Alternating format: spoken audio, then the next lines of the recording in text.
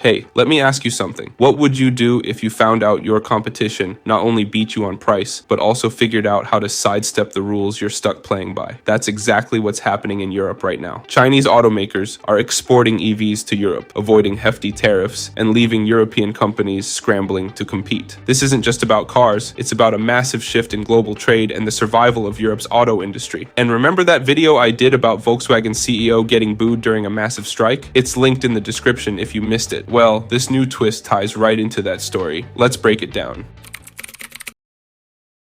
Chinese automakers are getting pretty clever when it comes to getting their cars into the European market. It's not just about making cars cheaper and tech-packed anymore. They're also figuring out how to outsmart the rules meant to protect Europe's auto industry. Here's how. With the European Union's tariffs on electric vehicles from China rising to 45.3% in October 2023, Chinese companies could have been left in the dust. These tariffs were introduced to level the playing field, aiming to stop the flood of inexpensive Chinese EVs flooding the market. But Chinese automakers aren't just backing off. They're shifting gears to focus on hybrids, and it's giving them a massive advantage. Hybrid vehicles, which use both gasoline and electricity, don't face the same tariffs that fully electric vehicles do. This loophole has pushed companies like BYD, NIO, and Geely to ramp up their hybrid offerings in Europe. For example, BYD's Seal U DMI plug-in hybrid model is already gaining traction, priced significantly lower than its competitors like Volkswagen's Tiguan. This strategy is helping Chinese brands sidestep the tariff roadblock while offering European consumers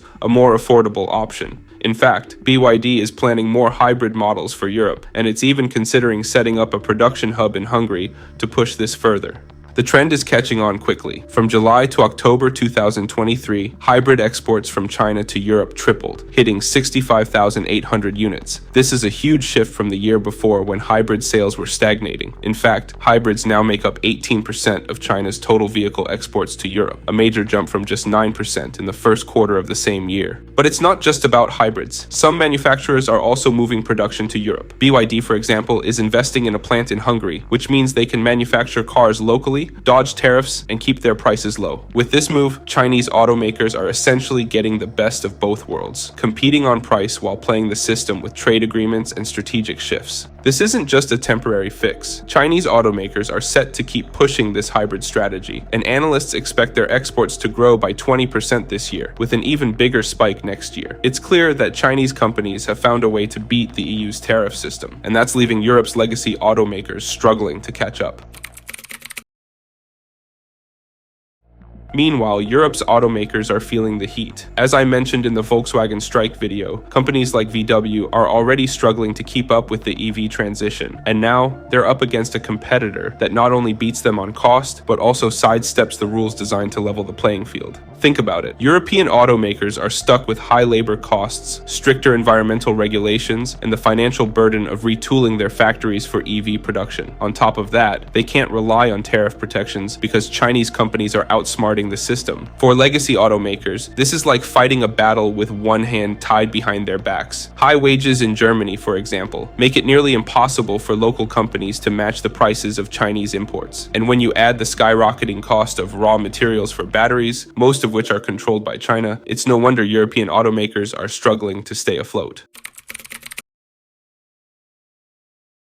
So, what does this mean for Europe? In the short term, it's bad news for local automakers. Chinese companies are grabbing market share fast, and their ability to dodge tariffs gives them an even bigger advantage. But there's more to it than just economics. The rise of Chinese EVs is reshaping the European auto industry in ways that could have long-term consequences. For one, it's forcing European companies to accelerate their EV transition, whether they're ready or not. It's also putting immense pressure on governments to rethink their trade policies. The EU is already considering new tariffs on Chinese EVs to protect local industries. But here's the catch. Imposing higher tariffs could drive up prices for consumers, making EVs less accessible. That's a big problem, especially as Europe pushes to phase out gas-powered cars and meet its climate goals. And let's not forget the symbolic impact. For decades, Europe's automakers were seen as leaders in innovation and quality. Now, they're playing defense against a new wave of competition from China. It's a shift that challenges Europe's identity as a global automotive powerhouse. The big question is whether Europe can level the playing field. Some automakers are already taking steps to compete. Volkswagen, for example, is investing heavily in battery technology and speeding up its EV production timeline. But these efforts take time, and time isn't on their side. Governments are also stepping in. The EU is exploring ways to close the loopholes Chinese automakers are exploiting, such as stricter rules for re-exports and increased scrutiny of local manufacturing claims. However, these measures are politically tricky. Europe needs affordable EVs to meet its climate goals, and higher prices could slow adoption. One potential solution is innovation. If European automakers can develop cutting-edge technologies like solid-state batteries or advanced autonomous driving systems, they might be able to regain their competitive edge. But again, these are long-term strategies, and the competition from China isn't slowing down.